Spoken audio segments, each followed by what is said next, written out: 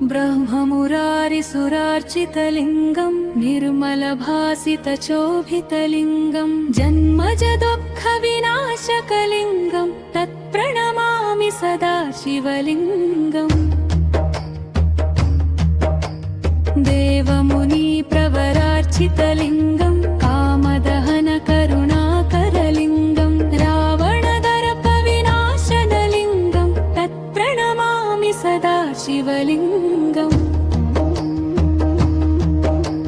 सर्वसुगन्धसुलेपितलिङ्गं बुद्धिविवर्धनकारणलिङ्गं सिद्धसुरासुरवन्दितलिङ्गं तत्प्रणमामि सदा शिवलिङ्गम् कनकमहामणिभूषितलिङ्गं फणिपतिवेष्टितशोभितलिङ्गं दक्षसुयज्ञविनाशनलिङ्गं तत्प्रणमामि सदा शिवलिङ्गम् कुङ्कुमचन्दनलेपितलिङ्गं पङ्कजहारसुशोभितलिङ्गं सञ्चितपापविनाशनलिङ्गं तत्प्रणमामि सदा शिवलिङ्गम्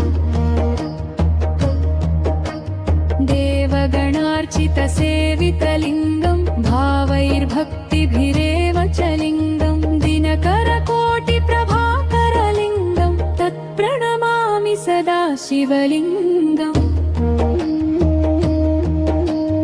अष्टदलोपरिवेष्टितलिङ्गं सर्वसमुद्भवकारणलिङ्गं अष्टदरिद्रविनाशनलिङ्गं तत्प्रणमामि सदा शिवलिङ्गम्